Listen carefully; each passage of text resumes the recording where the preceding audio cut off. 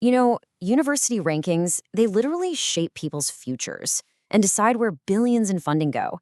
But what if the whole system is kind of broken? We're about to dive into a brand new analysis from RAYSolute consultants. They looked at a full decade of India's official university rankings, and believe me, what they found is not what you'd think. So let's just start with the big headline number from this report. Over the past decade, a staggering 94% of Indian universities have actually improved their ranking scores. I mean, that sounds amazing, right? A huge victory for the entire education system. But this is exactly where the report starts to peel back the layers. Is this incredible 94% number a sign that quality is genuinely going up everywhere? Or have universities just gotten really, really good at gaming the system? Yeah, the report actually calls this the 94% paradox. So let's dig into this idea of, near universal improvement and see what's actually hiding behind those very impressive numbers. I mean, on the surface, everything looks great across every single category. We're talking engineering, management, you name it. The average scores have jumped up by 5 to 8 points over 10 years. You really can't argue with a trend that's so clearly pointing up. And you can see it right here on this chart. Pretty much every single line is moving up and to the right. But this is the big catch the report highlights. Are we actually measuring real progress? Or are we just watching thousands of institutions figure out how to optimize their numbers for the ranking formula? Because hidden underneath that shiny 94% number is a massive structural problem. We're talking about a deep and actually widening gap between the absolute elite institutions and, well, pretty much everybody else. Okay, this chart just lays it all bare. You can see this isn't one big competition. It's like there are multiple totally separate races happening on the same track. The blue boxes way over on the left, those are the IITs. They are playing a completely different game from the orange and green boxes, which make up the huge majority of universities. And the size of this gap, that's what's absolutely crucial. The typical IIT score is around 62. For a state public university, it's down at 47. Now, to put that 15-point difference into perspective, that's like the entire weight of a whole ranking category, like research. The game is basically tilted from the very beginning. And look, this isn't just some abstract thing about numbers on a spreadsheet.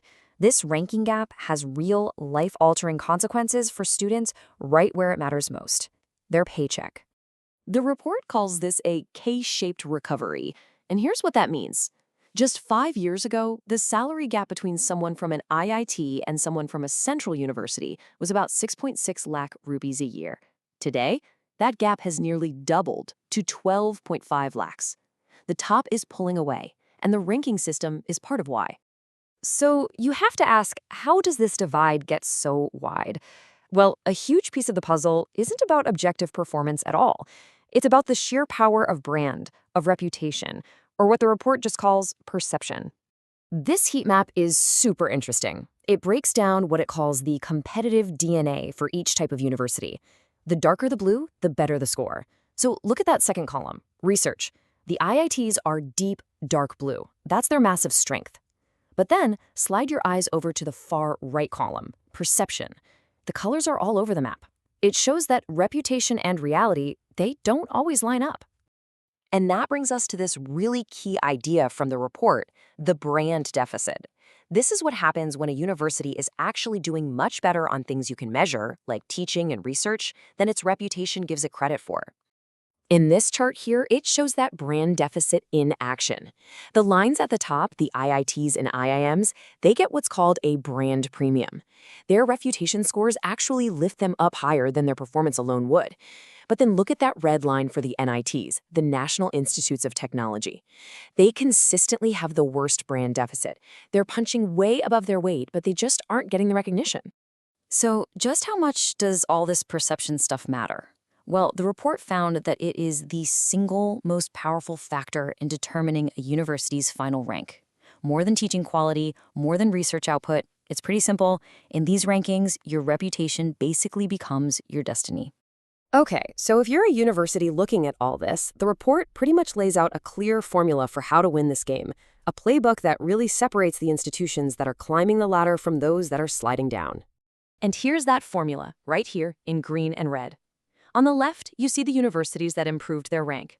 The tallest green bar, by a mile, is RPP. That's Research and Professional Practice. That's how you win. Now look at the right for the universities that declined.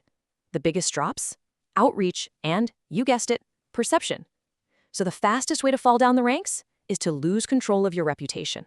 But here's the thing. While the institutions at the very top are pretty stable and the ones at the bottom are sort of stuck, the real knockdown, drag-out fight is happening right in the middle of the pack. The report calls this the fierce competition zone. And this scatter plot shows that battleground perfectly. Every dot is a university, and the higher up it is, the more its rank jumps around year to year. See how the top and bottom are pretty stable, but then look right there in the middle, between ranks 30 and 80. It is pure chaos. A tiny, tiny change in score can send a university flying up or plummeting down 20 spots.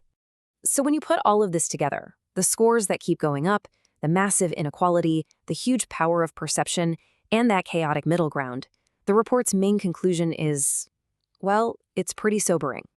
The big takeaways are pretty stark. The system seems to encourage short-term gaming instead of long-term quality improvement. It shows that being great at research doesn't really have much to do with being great at teaching. And maybe the most shocking thing of all, for the few thousand universities we see on the list, there are over 6,500 more that apply every year and never even get ranked. They're the invisible majority. So, the core argument of the report is that the ranking framework, as it's designed right now, might be unintentionally rewarding all the wrong things. It's not pushing for deep, meaningful improvements in quality, but for small, tactical moves to game a formula. And I think the report's own final conclusion just says it all. The focus has to shift from ranking optimization to structural quality investment, because these incentives to just game the system are actively undermining its entire credibility. Which really just leaves us all with one final question to think about.